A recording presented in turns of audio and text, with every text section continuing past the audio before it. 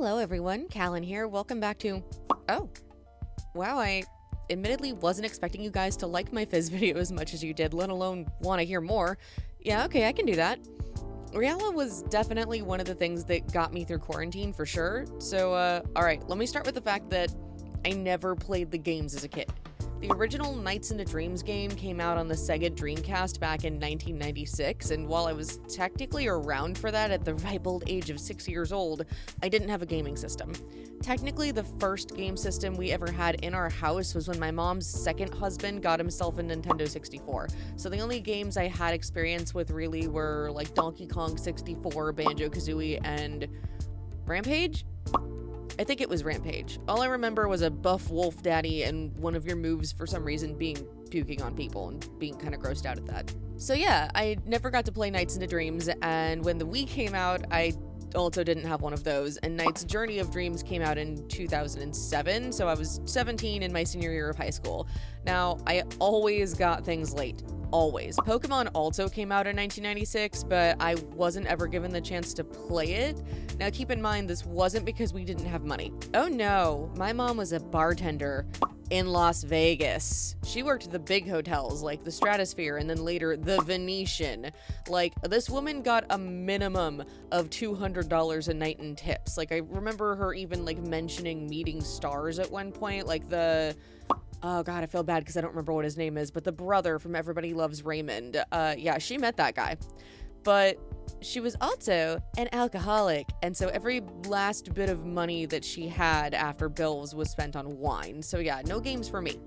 I literally didn't get my own game system until Pokemon Silver came out in 1999. So Pokemon and the Legend of Zelda games, I think, were the only two games I ever really got to play until I saved up like all of my birthday and Christmas money for a couple of years to get myself a GameCube just so I could play Sonic Adventure 2 Battle when I was like 14.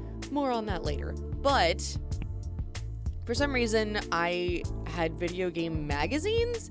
I think they were owned by the other kids in the neighborhood around me, and when they got tired of them, they'd get passed to me or something. Honestly, I don't know. I blocked out a good majority of my childhood.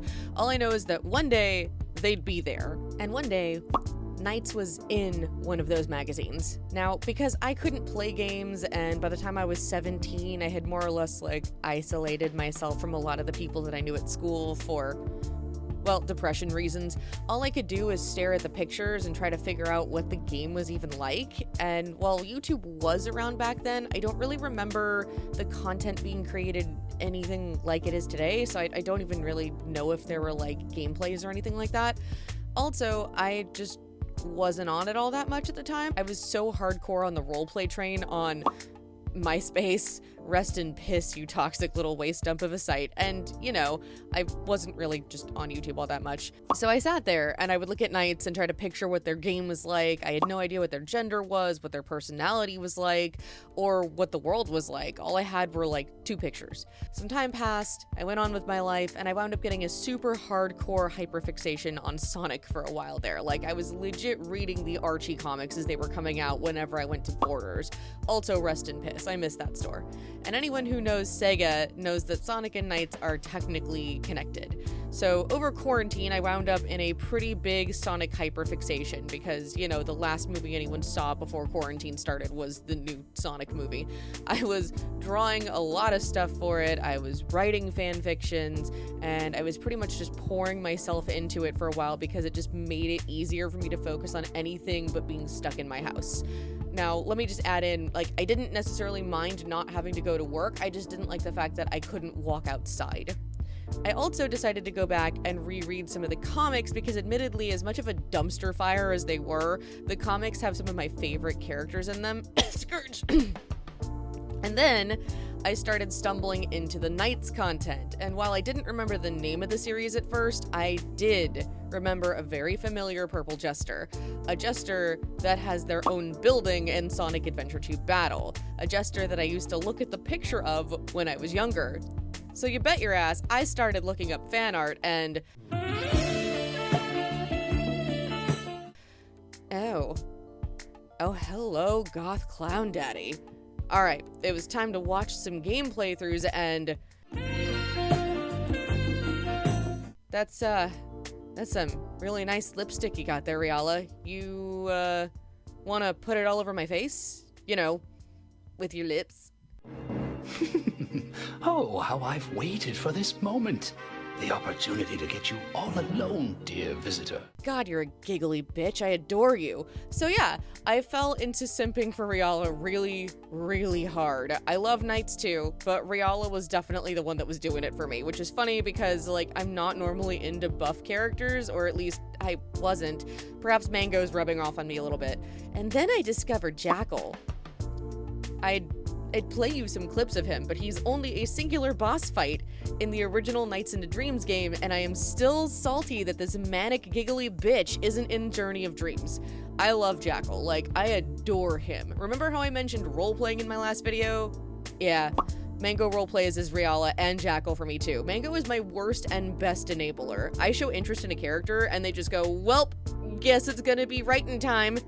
But it's even treatment. I roleplay as knights and run them on for them in return. So yeah, I've actually got a little Ita bag I've been working on for Reala too, but it's kind of a Reala Knights combo, mostly because even though I'll buy pretty much anything of the characters that I love, I'm still kind of picky with the art at times.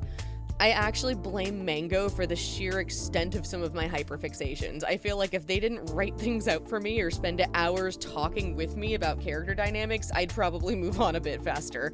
And for those of you who are interested, we actually shipped my lovely little lady, Eerie, with both Jackal and Reala in a weird kind of poly ship kind of thing. She has 2 boyfriends, don't judge her.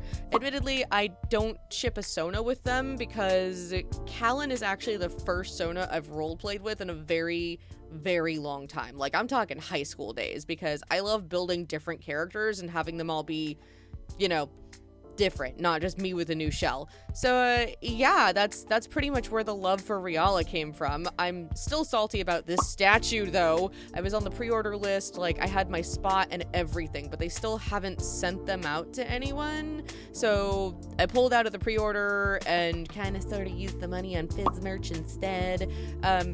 Just sad that my knight statue won't have his brother there, but who knows, maybe one day they'll finally come out and I could just get one from somebody for a little bit more money off of eBay or something. But that's gonna wrap up this video. Probably wasn't fully what you were expecting, but I hope that you guys had just as much fun watching it as I did making it. Oh gosh, now I'm wondering if you guys are gonna want a video of me rambling about Sonic next. I will see you all in the next mess. Later, Gators.